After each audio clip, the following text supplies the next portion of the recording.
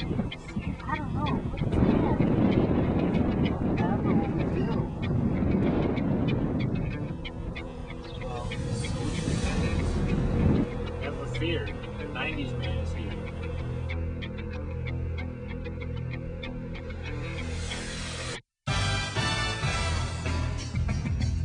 There's too much politics in the 90s. It was too much us and them, the Republicans and the Democrats.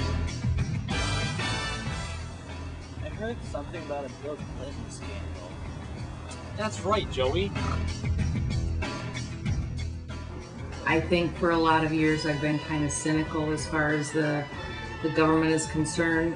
I always vote, but even at my age, which is considerable, I am still waiting for a chance to go in and vote for somebody and not feel as though I'm choosing the lesser of two evils. I'd like to be able to go in and vote for somebody that I think is really good and is really going to do a good job. But I don't listen to a lot of the campaign stuff because to a certain extent, my feeling has always been the president can offer you the sun and the moon and the stars when he's trying to get elected, and if Congress won't go along, he can't do anything. In January of 1998, news broke out about a secret sexual affair between President Bill Clinton and his intern, Monica Lewinsky. There was no big surprise that scandals like that took place in the White House. There's always been scandals. But yeah, it was another, like, yeah, here we go, another, between Iran-Contra in the 80s, Watergate in the 70s, here we go again. The biggest thing that was, it wasn't a surprise that he did what he did, it was the politics that were behind it.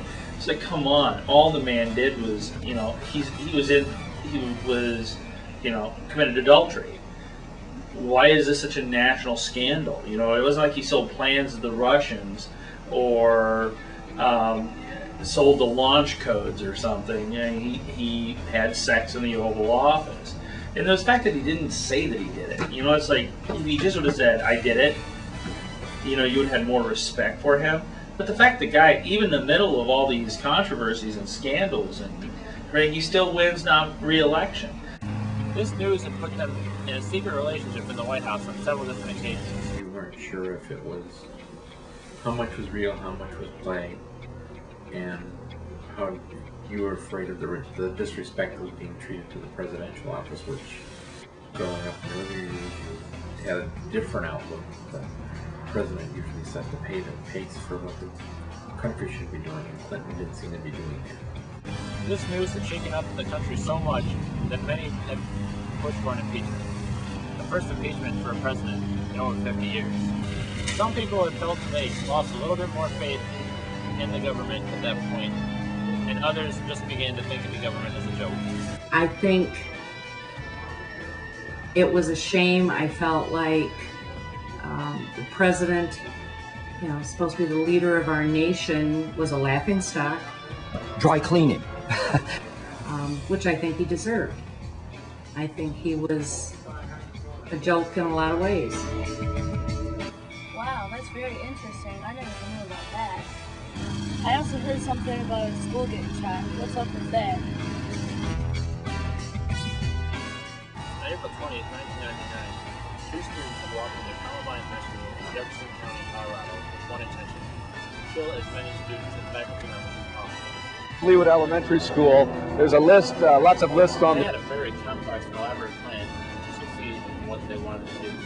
Included setting off a bomb in the cafeteria and shooting anybody who tried to escape. The bombs were carried in two big black duffel bags, and they were both wearing long black trench coats to hide all the weapons they were carrying. They looked pretty suspicious, but security did nothing to stop them. After these events, a national yearning for security arose. The way society worked had been altered with an emphasis on security. People everywhere had to start wearing IDs at their workplace, not just students. Probably the biggest effect to me personally was listening to my kids complain about having to wear ID tags at school and that sort of thing, which I still don't necessarily think is a bad idea, but I still don't think it really addresses the problem.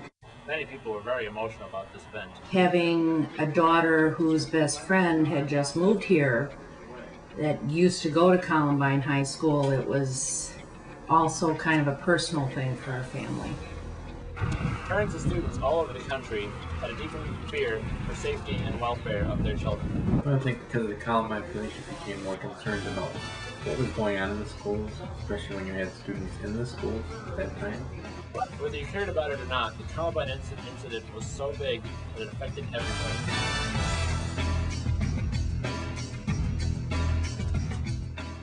My, where's the day gone? Hey, I remember the Y2K bug. Whatever happened to that?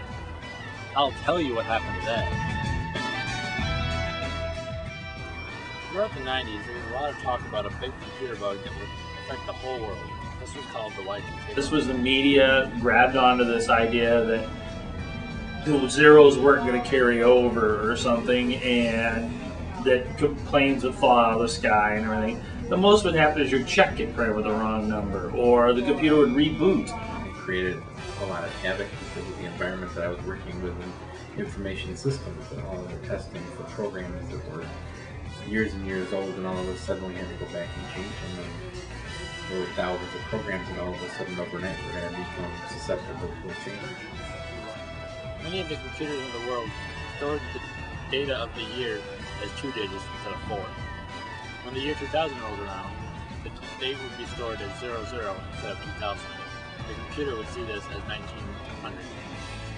A lot of investigation showed that this has a lot of problems with many businesses around the world. Some people just thought this was another hoax that could be easily fixed. Other people thought that this would bring about the end of the world, that they were already stockpiling supplies that they would need to live after a nuclear strike. I know somebody that still hasn't completely gotten rid of his stockpile of canned tuna and other stuff in his basement because he thinks something's still gonna happen related to Y2K. The people building bomb shelters alone probably sparked the economy. People buying processed food and spam to put in their basement. Hormel must have made a mint off those people. This whole bug scare actually helped the economy. It created a lot of new jobs. People went out, bought the new versions of Windows. People went out and bought new computers. It created an entire industry of anti-Y2K people. It created a new calling for IT people that would be able to fix the job.